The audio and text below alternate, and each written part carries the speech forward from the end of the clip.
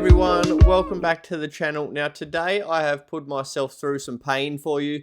I've just completed 4 races on 4 platforms within 12 hours, so let's get stuck in.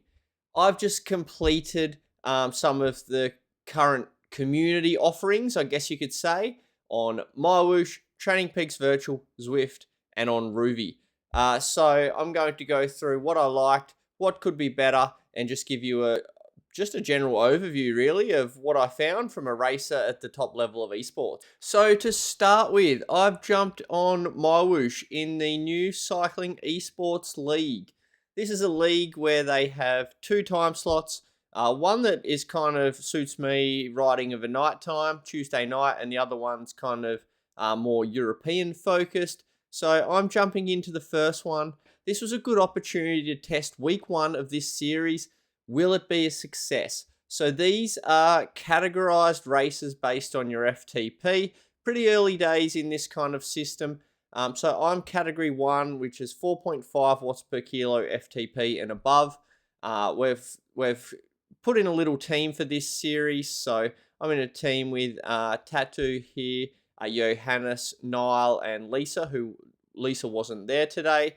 And you can see here that there are 8 riders shown up to the first race, which isn't brilliant. So hopefully it can build some momentum in the weeks ahead, because honestly, you need a bit more kind of critical mass to really get things underway. So that was a little bit disappointing to see that. In the other time slot later on, I think there were more like 27 in category 1. That's far better. That's kind of where it needs to be to get that really good racing in, I thought. The race quality obviously depends on the turnout. It was still a solid race. There were hard sections. Like I'm racing the Swedish champion. But just on MyWhoosh, with the dynamics, the draft, and that kind of thing, it's different. It's quite different, small packs, and that was actually a positive as well. So getting an actual race experience on MyWhoosh, the official UCI platform, that wasn't a SRC Sunday race against guys with 6.5 plus watts per kilo FTPs, is actually good to practice your skills in the game. So that was a really good thing that I took from the race, even though you could kind of see that as a negative due to the small field size as well. In terms of like the verification and stuff like that, there are police that kick out riders with exceptional performances, but I think that's still in early days of testing. I've seen some big numbers on the platform that aren't verified, and I imagine that the police aren't kicking anyone out that are, kind of below Jason Osborne type level. So there could be riders with similar numbers to him that are not the real deal on poor equipment. But this certainly wasn't the case in this race that I'm doing right now. This was very fair racing from all that I could tell.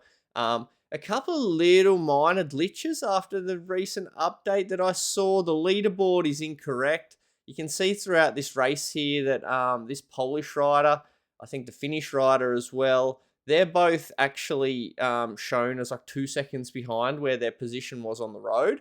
And you can see, because I am actually drafting this Polish guy, that he's actually there. I'm actually getting that draft saving. So a couple little minor bugs to tidy up, but they have introduced a new Bhutan world in the game, which is very, very visually appealing. So they're always making updates, and as I said, it's the UCI platform, so it's certainly a platform that for me it's worth investing time into kind of perfecting. And you will notice as well, the draft is updated. You now have these chevrons 3, 2, and 1, which gives you a bit of a feel for how well you are drafting, which that's a good little addition to what we currently had. In terms of the physics, MyWhoosh is a very hard platform, I would say, compared to maybe some of the others that I've tried. That's okay. Each platform has their different kind of ways of doing things. That's just how I found it. I was actually happy to end up in the lead group in this race, but the sprint finish of this race certainly added an extra dynamic to the race. In terms of the graphics, I always have no issues with like the scenery and stuff in MyWhoosh. Really fine. I think most of the platforms I test today, I like the visual look. They're all different. They've all gone down their own pathway, but yeah, can't really fault that from my point of view. I know people talk about the avatar movement and things like that, so that's probably one thing, but that's not a big deal anyway. My avatar stands up a lot. It reflects what I'm actually doing on the bike at the time. In terms of the 4 races I did today, this one did have hard sections. It probably had the easiest sections of the 4 races I did, but again, this really depends on the field size, who shows up on the day. I'll take you into the final part of the race now. The Polish guy and I are ahead because, as I said, I'm in a team with the Swedish and Finnish guys here. I've been just sitting on pretty much the entire last few kilometers. Not really sure how I'm going to beat this guy, though. He was able to respond super easy to anything I threw at him. That suggested to me that he's, 1, really strong, and 2, probably got a higher threshold in raw watts than I do. And it's a downhill finish. So what am I going to do here? I've got no idea of this guy's sprint capabilities, so I'm just going to test it and see. And I think I get lucky. We're heading into the downhill here, and I pretty much see his watts rise up, and at the same time, I'm able to do the same. I stay in that draft bubble, and then for the next kind of 10 to 20 seconds, I can just find that wheel, kicking to when I need to, relaxing the power when I need to as well, but essentially staying in that 6 meter or so draft zone, but saving a lot of power compared to what he's putting out. That's putting me in a good spot to unleash what I have left in the last few hundred meters, which I do. And quickly, you can see I've got 13.8 watts per kilo here, and he doesn't have what it left to respond to me. So I'm going to take this first race out in a sprint finish. So that's 1 from 1 so far, and it's about 15 minutes time until my race on TrainingPeaks Virtual. So I'm now going to head over to TrainingPeaks Virtual, where I have set up a fully customizable event right from every single detail. Now, this is one of the best features of TrainingPeaks Virtual, in my opinion, the ability to customize and do your own thing, whether that's workouts, whether that's racing, which is a really good thing for me because in the time zone I tend to race, there aren't many big races on TrainingPeaks Virtual. There aren't a lot of humans that are kind of similar level to me going around. So I need some event customization, and including the use of bots that I can really test myself out on this platform. So I've done videos on event creation in the past on TPV, but what I've actually done is I've used AI to create this specific race route today. Now, I've designed it to be a really hard race course. Essentially, 1 lap of this course is 20 kilometers. It goes up a steep little pincher for about 250 meters. You then drop down, and then you have a little flat section. You essentially go around a complete circle, and you do 20 hills in that time. So I've customized this one to be 15 hills, custom finish on the top of one of the hills after about 14.3 kilometers. I've set the event up with 50 bots, hopefully similar ability range is what I've set up there. I've made the event public, so if any real humans want to jump in, they can, and they will get put in a pen based on their ability level, all that kind of thing. I've got my own personalized branding for this event. I've got my own personalized jersey in-game, so fully customized from every single detail. Now, there was one event that I saw in this 12-hour period that populated with a lot of humans. Again, it's not really in my typical racing time zone, and I'm not really sure of the level of those guys. I'm sure there are some really good riders there, but for the ease of this video, I've went with the customization route because I think that's TPV's best feature. This race is really interesting due to the nature of the course and versing non-human players. So I can quickly establish that the big dog bot is here, Ting Tae Kong. He's notoriously known as the #1 bot in TrainingPeaks Virtual at the moment. So when I saw him there, he's kind of the rider that I am marking closely. But the bots use their energy slightly differently to how humans would. On the first rise, I noticed that it's kind of all together. I'm a little bit further forward than I expected to be. The bots didn't go all out from the start. But from there, on this kind of course, momentum is everything. So heavier riders, riders getting a lot of draft, and then riders using matches maybe in a silly fashion, maybe not, are going to shoot through at times and going to make my decision making really interesting, particularly in the first phase of this race. Early on, I'm in a really good spot with Ting Tae. We've got a little bit of a gap and I'm thinking beautiful. But as we hit the second hill, the riders from behind have so much speed, and you can see their speed, they're green. That means they are all out sprinting, and they just absolutely shoot past me. Now, I just have to kind of trust my effort. I know what I'm exerting here.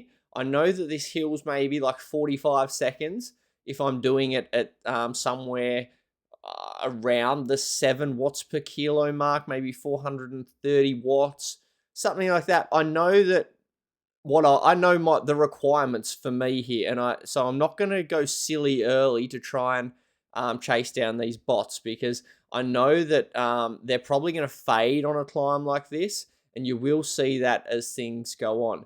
But I do try and make sure I get in the draft of some bots so I can gain some momentum for the next roller to get myself back in the hunt. I'm kind of getting back on terms with Ting Tae here. He has a bit of a lead, but I'm noticing that about halfway through the climbs, he's actually going out really hard on the climbs, but then he's fading back down to whatever his threshold is. And he's regularly dropping down to just below 10 kilometers an hour on the steepest part.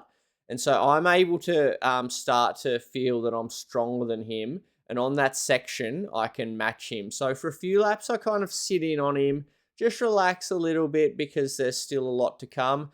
But at some point, because some of these bots can really sprint. At some point, I really want to start to get away from him and use that 45-second hill, even though I don't really back myself as a breakaway rider. Start to put gaps on that hill to the point where he can't close it down on the section in between. So using my kind of power to get away. Like, I've got a really good workout out of this. This course that I created is made for racing.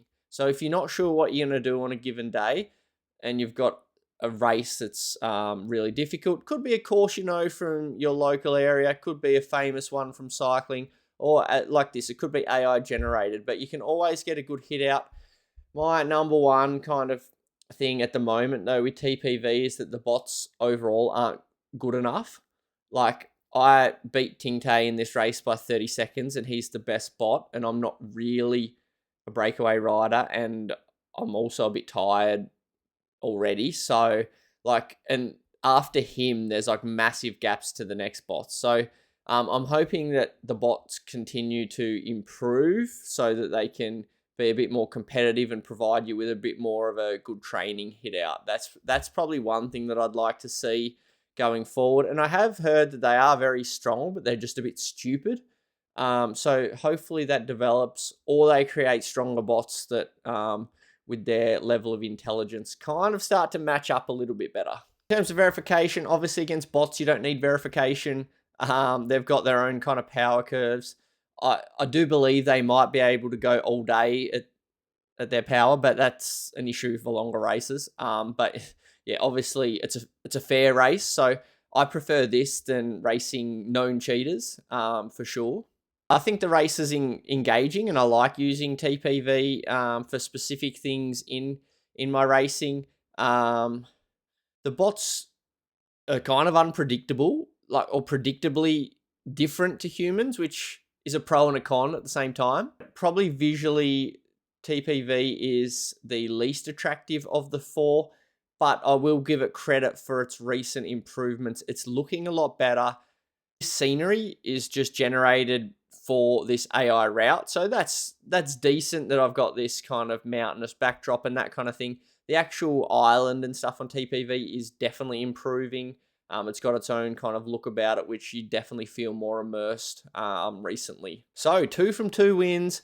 I'm going to go and have a quick sleep, and then I'm going to jump into the biggest community event on Zwift, the Zwift Racing League. Everyone's heard of the Zwift Racing League. It's probably the biggest community thing on Zwift. Being the biggest community thing on a platform like Zwift means that it's both good and bad. You can get some brilliant racing. You can also get some dodgy racing as well, because there are not great verification tools in place to pick up riders that are potentially dodgy. I know a lot of riders will be riding one of the other 3 platforms due to reasons like this. To be honest, I'm here in probably the strongest league there is. I actually did make a YouTube recap of this one, so you might have already watched it, but I'll put a link here. It was a really good race. 57 riders are lining up on the start. There's riders including 4th place from World Championships, a couple of other guys from the top 20 at Worlds. There are a heap of strong guys. This is a really strong field. It's just like, it's good team racing. Zwift is a super social platform. It's still got the stranglehold on the community in terms of just the raw numbers. And even though events, you kind of at Zwift's disposal with the amount of stuff they throw on their calendar, and the fact that kind of ZRL doesn't really evolve year after year that much, people still come to it because it is great racing. It's hard racing, and you get a really good hit out with mates pretty much every week that you show up to the ZRL. I was engaged from start to finish in this race. 21 segments in a 30k race, sprint after sprint after sprint after sprint. One downside of this is that there's not an in-game points tally. This is a points race, not a scratch race. It would be awesome to see how you were tracking without using like a mod on Source or something like that as the race progressed. I know that I'm going okay, but how am I actually going? Where am I compared to Newell? What do I need to do? How's our team tracking compared to everyone else? That is something that in a points race format would be really handy to have. And then even things like results. A lot of people go to Zwift Power for results of these races. The results at the finish line aren't the results. It's a points race. I didn't get 3rd. I got 2nd. It's probably a downfall of an otherwise awesome race. As I said, like, there's not that much like verification and stuff, but I feel like there's a good community that know each other, and a lot of the guys kind of in the way they hold themselves kind of keep that high standard, which over time kind of boots out a lot of the junk. So hopefully that continues to happen. To me, it wasn't noticeable anyone on poor equipment or anything in this race. It certainly wasn't an issue in this race at all. So not that I'm aware of anyway. The Zwift pack dynamics, I think the Zwift racing in terms of this is probably the most engaging platform. I don't know if that's just me because of my rider type or something like that, but I find it the most fun. I'm not going to say the most realistic. I don't ride outside anymore. I can't remember what's realistic. I haven't raced races like these outside with 57 people in a points race. So I don't know what realism actually is, but it's certainly, for me, the most engaging and fun group dynamic. If this was a MyWhoosh race, the pack would split up a lot more, I'm sure. There wouldn't be a bunch of 30 going to the finish after this kind of race, that is for sure. Whether that's real or not, I don't know, but it's definitely fun. Definitely keeps a lot of people engaged. Organisers don't have great ability to customize things on Zwift. TPV is by far and away the best in terms of being able to do that kind of thing. I love the feel of Zwift, the worlds, and that cartoony look. That's right up my alley. Again, it's different to MyWhoosh and Rouvy, but all 3 I think have great graphics if you prefer a certain style. This race was by far the hardest of the 4 that I did, so I guess that's another tick in Zwift's favour. Although sometimes a race on Zwift can be hard and it can be very demotivating for certain reasons. So Just because it's hard doesn't mean it's good, but in this case, definitely good. Let's go on to the last race on Rouvy. 15 minutes after the ZRL, I was jumping into my first ever Rouvy race. Now, this looked like the biggest community offering on Rouvy out of the events that I saw on the calendar in a 3 or 4 day period. And I knew that it would start just after ZRL. So I thought this was a perfect one to dip my toes in the water for some Rouvy racing. It's a 13K hill climb event, and there are 84 starters in this one. I've got no idea who anyone is. I've got no idea what the actual race dynamics are like on Rouvy, but it's a hill climb, so really, like, it's probably going to be a watt per kilo fest at the end of the day. But I was looking forward to just kind of settling in this little flattish section for a few K, seeing what the draft was like with real people, and then getting into it to finish my 12 hours of work. I could quickly notice, judging by the gaps in the pack, that even though there were 84 riders, there was a vast difference in ability level. So it quickly seemed like there were probably a handful of riders that were pretty solid, and the rest were not going to really be a factor in this race, I guess, compared to the ZRL when you've got a lot of guys at a really high level. And obviously, like, this is really early morning for me, so not something that I'd jump into regularly. In Oz time zones, it looks pretty bare in terms of big events on Rouvy, but it does look like there are certain offerings, especially nighttime for me, that have big showings. I'm not really sure about like the verification and stuff on Rouvy. I've heard it's a bit of a Wild West as well.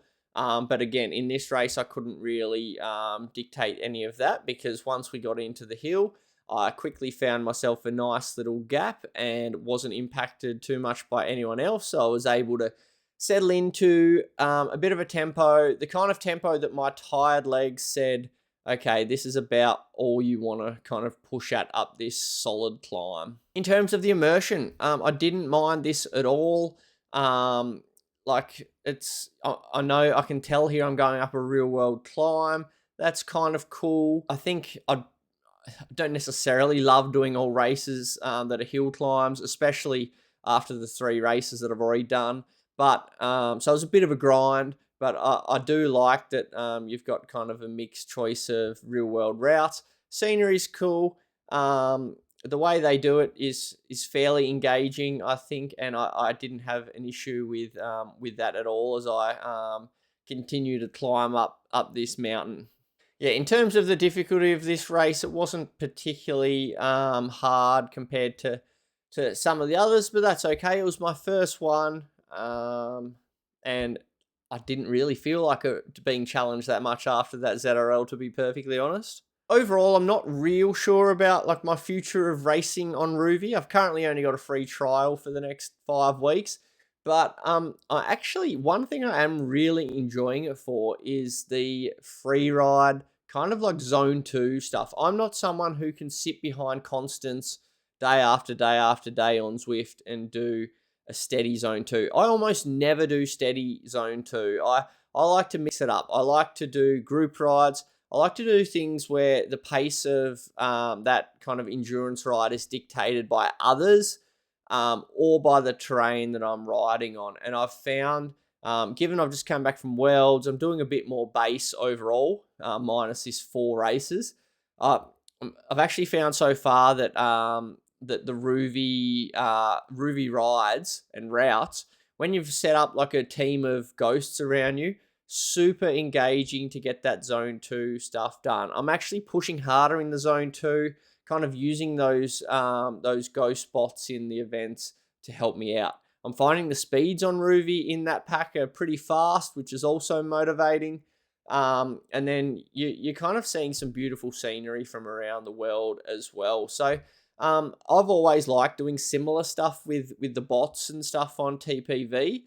So Rouvy's kind of that, just with maybe some like more engaging graphics and real world routes and stuff like that. So even though you can use GP Explore for the same on TPV, I can certainly see myself in this next 5 weeks really using that to get my endurance kilometers done. Because as I say, I struggle just sitting behind a bot that I know what it's doing. And then I haven't had a great love relationship with the My Bunch bots on MyWhoosh yet, just because if you lose them, you can't teleport back to them and your ride's kind of over. So yeah, Rouvy's definitely ticking boxes in that regard, but I'm not sure about the racing component. If you're a Rouvy person, maybe let me know in the comments if there are big races and if they get elite riders and stuff like that on there. So yeah, there's my 4 races on 4 platforms in 12 hours. Bit of a comparison between all of the different platforms there. Hope you got something out of it. Let me know your thoughts in the comments. Where do you race? What's your preferred platform? What do you not like about some of the others? Like and subscribe. Hopefully we can keep building the channel. Thanks for tuning in. We'll see you next time. Cheers.